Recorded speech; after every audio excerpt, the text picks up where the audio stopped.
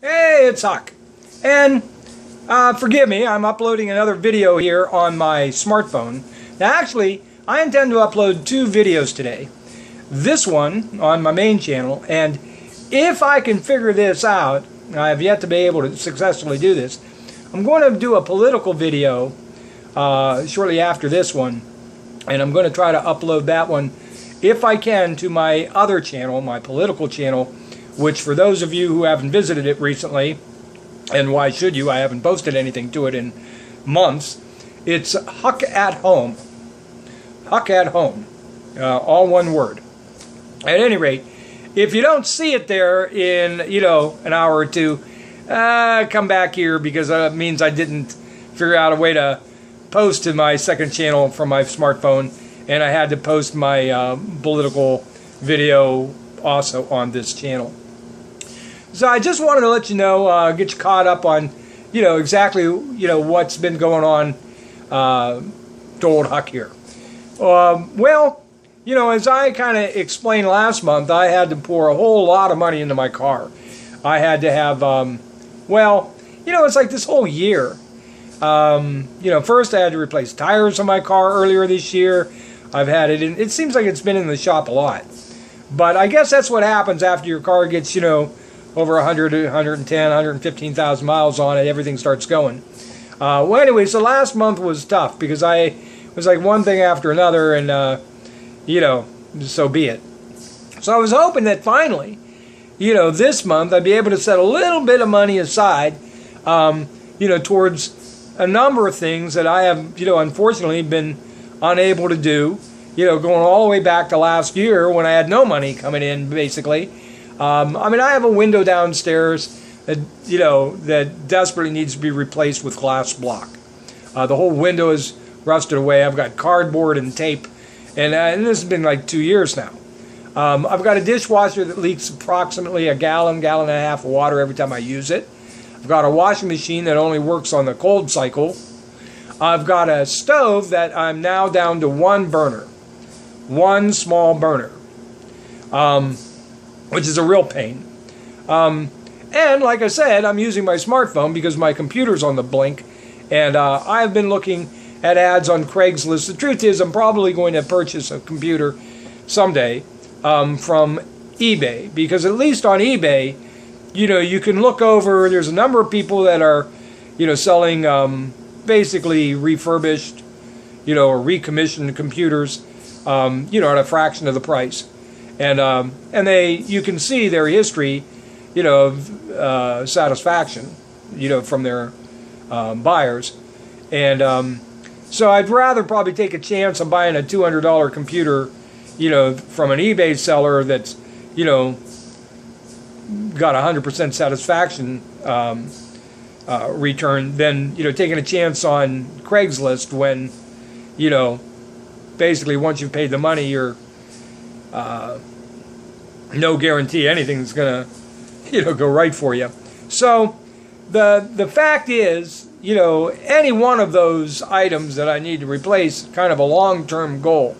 I just signed up for ObamaCare because my Medicaid ran out yesterday, and so I signed up, went on the federal exchange, because here in Ohio we didn't set up our own, state exchange, and actually, I found a plan I'm pretty satisfied with.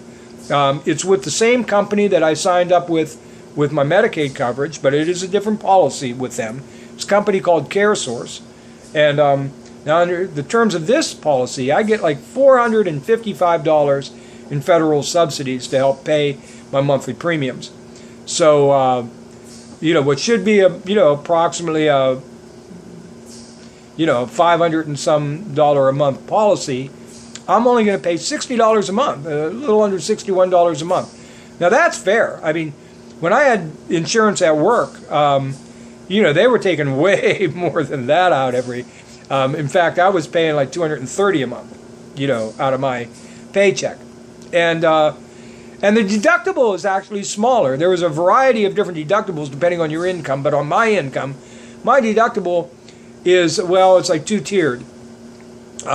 You pay the first $300 out of pocket. So for instance, like I have oxygen, And I hate to tell you, but just the last week, there were a couple of days I was on the oxygen almost 24 hours a day. The weather got really cold. I was getting real congested. I don't know what the problems were, but truth is, I can't do without the oxygen.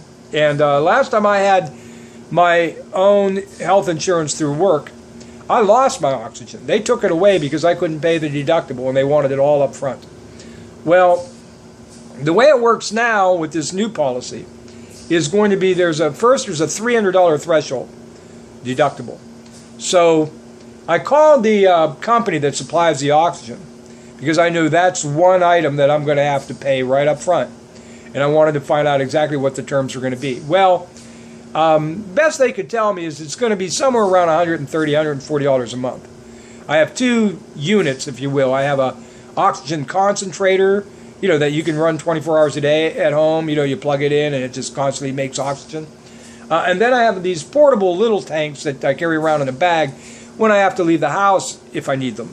And so the big oxygen concentrator is going to be around $110 a month, give or take. Depends on the policy. Might be a little bit less. Then there's the portable unit, which is roughly about $30 a month. So altogether between the two, it's about $140 a month. So the way this will work is beginning this month, in March, at some point I'm going to get a bill, I assume probably pretty quickly, asking me to pay that monthly amount, whatever that's going to be, $140 or maybe a little less. And the same thing will happen next month. I'll have to pay that, because I still haven't met that $300 deductible. But once that $300 deductible is paid, at that point, the insurance company will kick in 80% and I pay 20%. Until I get to $650 that I've paid out of my pocket. Now, there's other things that I have to pay out of pocket for, and I'm not exactly sure what they all include, but like any tests that I have to have done would be another example. And I'm not sure whether prescriptions are included in that or not. I'm not really sure. I don't think they are. I think that's separate, but who knows. But at any rate, if I have to go in and they want to do a blood test, or if they want to do an x-ray or anything else, those tests and other types of expenses would all go towards that deductible. So like I say, I pay the first $300, then between $300 and $650, I pay 20% until I reach the $650. Anyway, I can't complain. That's really reasonable. I mean, don't get me wrong, it's still going to be a problem for me because my income is pathetic, but aside from that, I have no cause to complain. So people that are complaining about Obamacare, I saw something in the news recently where something like 58% of people that now signed up for Obamacare are complaining that they're not satisfied with it. And all I can think is that these have got to be people that are young and healthy and really don't have any need to go see a doctor. And so these are probably people that didn't want health insurance to begin with, and they're mad because now they can't go without it. But anybody that has had to use their health insurance, well, welcome to the real world, folks. In most cases, Obamacare is a godsend. So anyway, so that's what's going on that front. One other piece of good news. I got hammered this month again. I told you in January I had all kinds of car expenses. It's like all kinds of things went wrong with my car. And I put almost $1,000 into my car just in the month of January. And, only through the help of, an individual who's been helping me all along here, was I able to keep my car running. But I thought after all of that, at least I don't have to worry about my car for a while, right? So maybe I can, take a little bit of money and put it aside to maybe get that computer sometime, or, maybe replace my stove, or get that, glass block, window replaced, or, any number of other things I've been neglecting for, more than a year. I've got a window, my driver's side window doesn't come down on my car at all. Hasn't worked in, like over a year, but $200 and some to fix, that. Anyway, there's always things you got to do. And I was hoping, well, maybe I can start setting some money aside to, you know, take care of one or two of these things here in the near future. But so then this month I get hammered with my brakes. I hear my brakes start squealing. So I took it in right away. You know, I had a little bit of money in the bank. I was saving up for one of these items. And I thought, well, you know what, if I wait, you know, I'll end up having a huge brake expense instead of maybe just replacing the pads. Well, I learned something. I learned that there is no such thing as just replacing the pads anymore. Apparently, they make these rotors on your disc brakes so cheap and so thin that there's almost no conceivable way to avoid having to replace them every time you get a brake job. Anyway, that's what happened to me. One was so warped it had to be replaced, and the other one was so gouged it had to be replaced because it couldn't be turned down far enough. So I ended up having to put $264 into brakes that I barely had enough money to pay. So, you know, anyway, that's what's going on this front. Now, I did get some good news. And the good news is that one of those items I'm going to be able to take off my, you know, my list. And that's because, I don't know if you remember my friend Dut. His real name is Dustin. He lives in Warren. This isn't Dustin from Las Vegas, who I've never really met, who was kind enough to send me that guitar.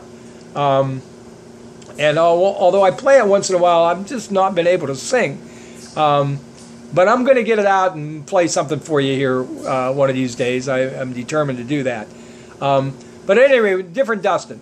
Dustin actually was featured on some of my early videos, but he has an aversion to being on camera.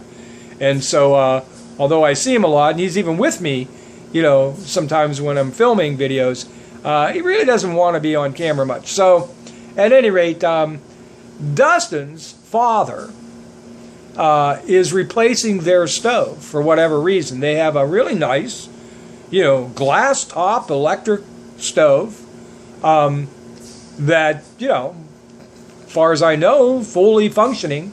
But for whatever reason, they've decided to replace it, you know, with a gas stove. So I guess sometime this week or next week they're going to do that. And so he had his son Dustin ask me whether or not I'd be interested in having their old stove. And I said, "Are you kidding?" Yeah. So his father apparently is going to bring it over here and help install it. And then I'll have to try to see if he can also help me while he's at it. See if he can help me junk the one that I have, because I don't know, you know, it's got to go somewhere. But at any rate, so that's one item I can check off the list here. Now, I want to talk a little bit here, like I say, about the election. Today is Super Tuesday. It looks like Donald Trump is going to sweep through, you know, at least 10 of the 11 states. And frankly, he'll probably get almost half of the delegates at stake in the one state he probably, you know, may not win, be in Texas. On the Democratic side, like you, I was a little disillusioned to see, you know, Bernie fare so poorly in South Carolina.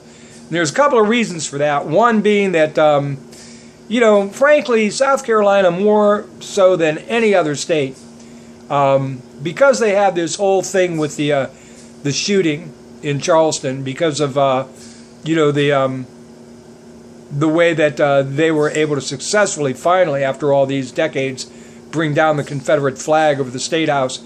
You know, I think all of those kind of things, along with the fact that, you know, the entire Democratic Party has coalesced around Hillary Clinton, I think all served to help, you know, Clinton in South Carolina, more so probably than any other state. And so it's not real surprising that Bernie Sanders had a real problem breaking through, particularly with the black vote in that particular state. And he's had problems, I think, throughout the country, attracting minority voters, you know, to his banner. But that's, I think, more significantly true in South Carolina for the reasons I just stated. At any rate, I mentioned before that I didn't think Bernie really entered this race with any, you know, high hopes that he was going to, garner the Democratic nomination. But more so, I think he wanted to try to push Hillary Clinton in a more liberal position in a few areas of prime importance. One, getting the big money out of politics. Two, these terrible trade policies that outsource good jobs overseas. And three, I think, on foreign policy, Clinton has been really on the side of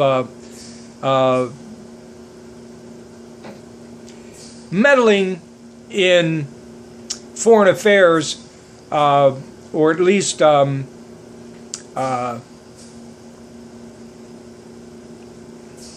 along with these kind of regime change ideas that have kind of plagued not just Republicans, but to a large extent Democrats. And that's because I think both parties are basically bought and sold by the big defense contractors to a large extent.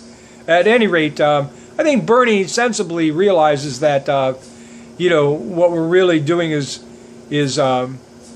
involving ourselves in perpetual war, and that we would be better off maybe letting some of these nations more directly affected carry the brunt of the expense and the effort, while we invest more directly at home.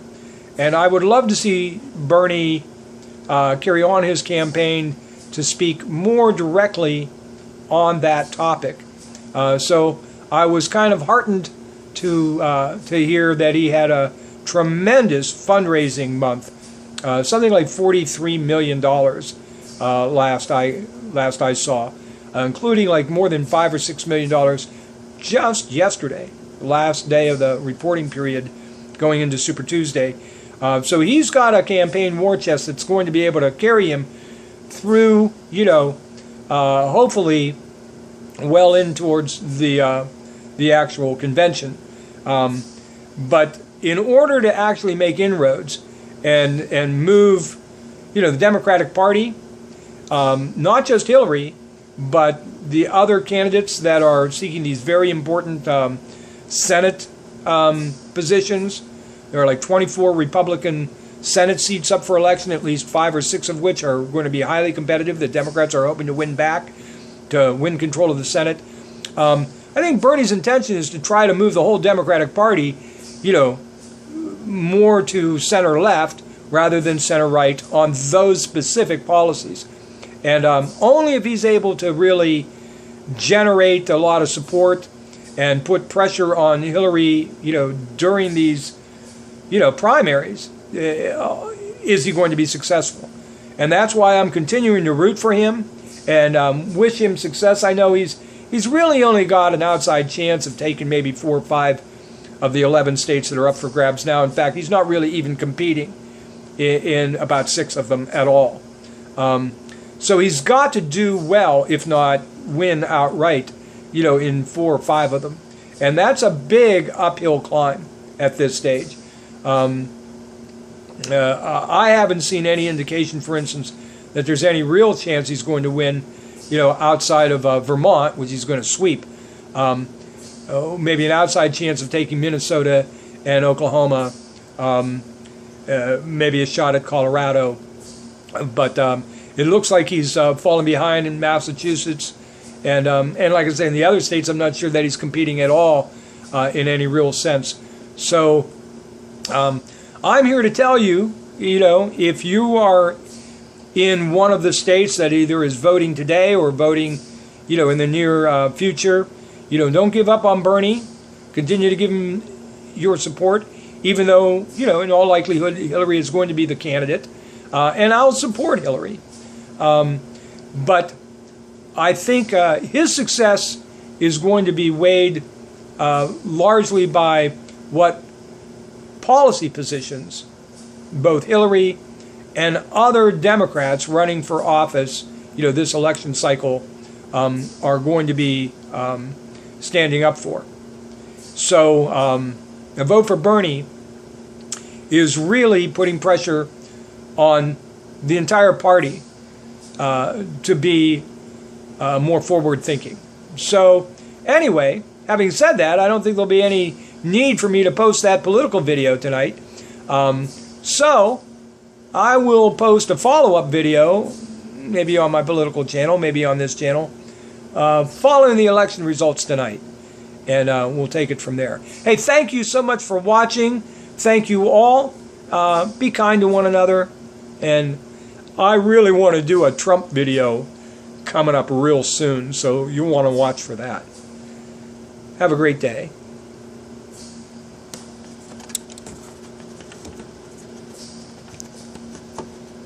Shutting this thing off is always a challenge.